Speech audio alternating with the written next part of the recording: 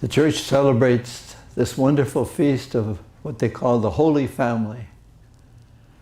And 2 days ago, when Jesus was born, and today the church celebrates liturgically that he was presented according to the law in such a way that he fulfills the law of Moses, that the firstborn male belongs to God. So that's, and the wonderful readings about family and kind of the perfect family. I'd like to talk about the scriptures in terms of holiness and holiness within the family structure. And there are many books, how to be, a perfect wife, perfect husband, how to be perfect but not necessarily holy. My view today, and this might be a little difficult, watching families in my ministry, family students talking about their families, mothers and fathers, husbands and wives coming to me to talk about the struggle of Christian family life. What I'd like to point out, and I'd like to center on Joseph. Pope Francis has declared this coming year the feast, the celebration of the role, the person of Joseph.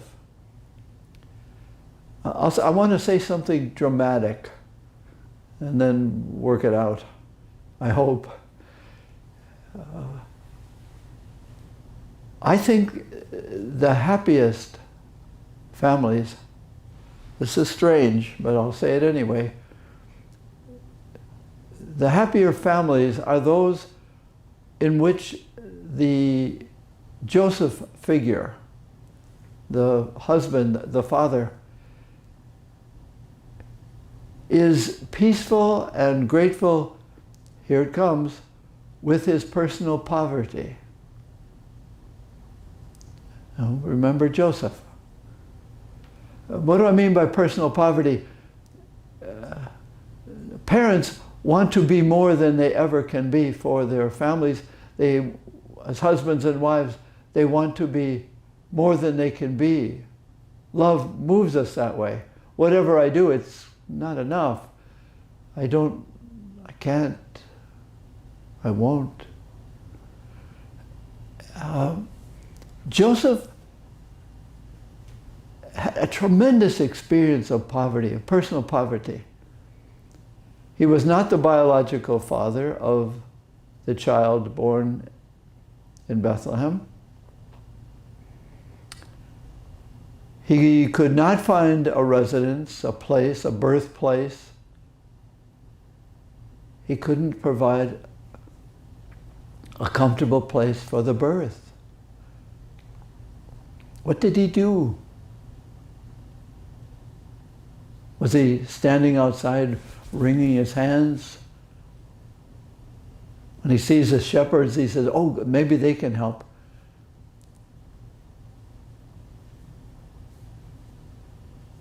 And they go to the temple and they offer the symbols of poverty. The poorest offering, according to the law, that's what they provided.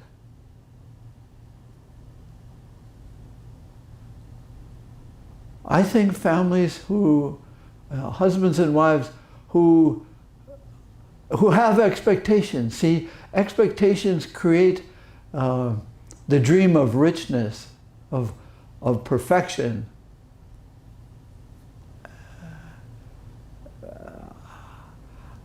I just watch families and I watch relationships.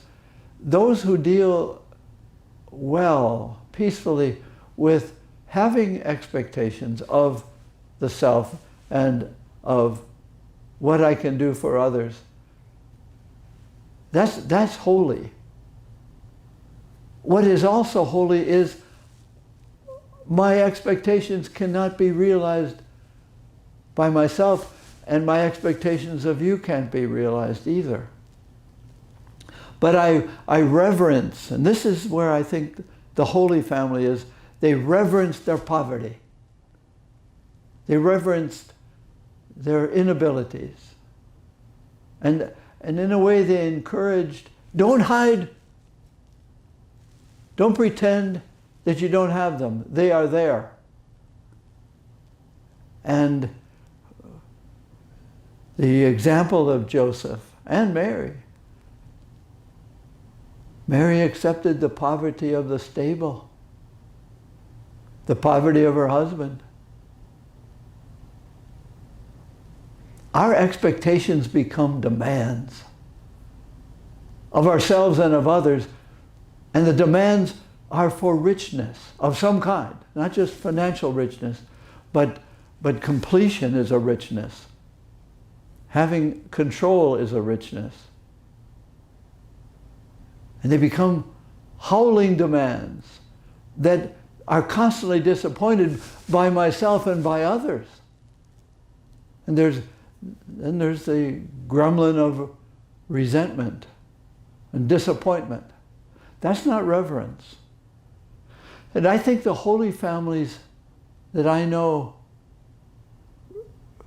they don't laugh at each other's frailties, humanities. They reverence it, live with it, not regretfully or vengefully, but the way you live with your humanity, your poverty, helps me with mine. See, that's what we give in family. The reverence for each other's humanity. The poverty, I call it poverty, compared to the richness. We want it all. We want completion. You can't complete me, and I'm disappointed in you. You can't complete me. You make me long for more.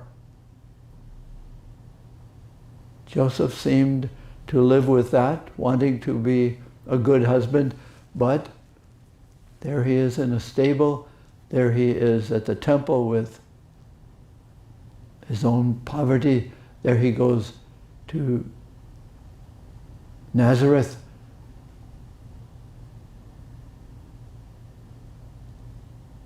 We celebrate next Sunday, the kings come and they have riches which then point to Joseph's poverty. But the holiness of the Holy Family was that they lived peacefully with each other's poverty. And that's the real challenge these days.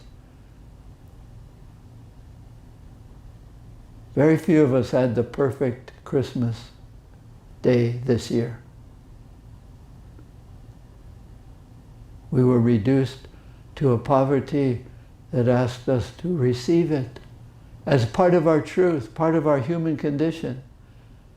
We could be mad at life, God. It's so easily received, our anger, our resentment, because we long for holiness or completion or perfection. We long for it, and we can blame our imperfections on others. No, living with my poverty allows me to live more peacefully with yours. That's the Holy Family. Yes, we tell each other, you could do better, you could improve. Can you do it reverently? As God does. God has great hopes for us. Our reception of the Eucharist is a reception of God's grace to become more and more God's gift, God's gifts to these days. So, is the Holy Family a perfect family? I would say the Holy Family is the family that can be grateful for the individual poverty of each. And Joseph, the man, couldn't do it. And it seems to me that the holier families, the happier families, it's the parents, especially the men, who can be accepting not of the cultural images and cultural demands of what a man or a husband should be. The Eucharist says, I come to you as you are, so please be who you are. Be my body. Be my presence. Be my gift.